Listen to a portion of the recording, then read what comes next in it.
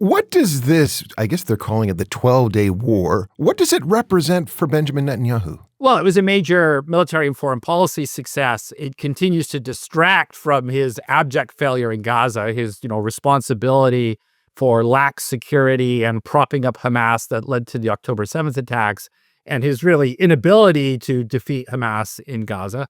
So it was a useful distraction. It caused him to draw closer to President Trump. There's very little daylight between them now, but there was a time when there was actually quite a bit of tension between Trump and Netanyahu in the past. So foreign policy success, not only in terms of dramatically diminishing Iranian influence and capabilities, but also in terms of growing closer to the U.S. and distracting from his corruption trial, his domestic political woes, and so forth. So I think it was a major success for Netanyahu.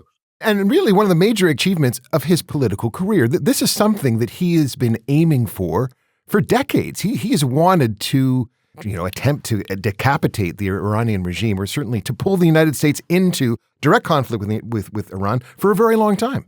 Oh, absolutely. I mean, Netanyahu has long seen Iran, particularly nuclear Iran, as an existential threat. Now, the irony is you and I might be having a discussion in 5 years after Iran successfully tests its first nuclear weapon, in which this will turn out to be Netanyahu's greatest failure because it was the bombing of Iran that convinced the Iranians to finally go ahead and build a weapon. And for all the destruction of facilities, it is hard to prevent the Iranians from ever doing it because nuclear weapons are 1940s technology. So it may turn out that years from now, with the benefit of hindsight, we see that the Israeli attack actually propelled the Iranians into doing something they weren't otherwise going to do, which is actually build a bomb. Has this war fundamentally changed the political dynamic in the region? We see now a weakened Iran. We know that Hezbollah has been decimated. Hamas has also been decimated. These, of course, were proxies of the Iranian government. So have things fundamentally changed? Is the political landscape very different today than it was, in October 2023? I think it has, but I wouldn't just credit that to the Israel-Iran war. I think the wars that started on October 7th, coupled with the ending of the Syrian civil war and the establishment of a new regime there, have fundamentally changed the region. Iran is much weaker. We don't quite know what the political future of Hezbollah is in Lebanon. Hamas is grievously damaged.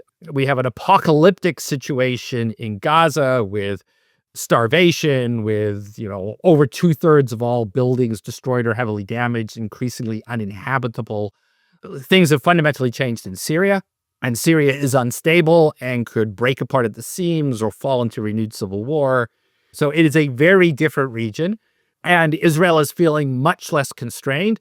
Israel's much higher propensity to use military force than it did in the past. And so that's all changed. And then, of course, add into that the Trump administration and the changes that bring to every region of the world, including the Middle East. Yeah, it's a new Middle East. What perhaps hasn't changed is I think a lot of the Arab regimes are still behaving like the same Arab regimes. So for the Gulf countries, Egypt, they're just trying to navigate all of this. I don't know if we see any fundamental change there. You've been listening to a clip of In Bed with the Elephant with me, your host, Adrian Harewood. Be sure to check out the podcast on Apple Podcasts, Spotify, Amazon, iHeartRadio, and YouTube.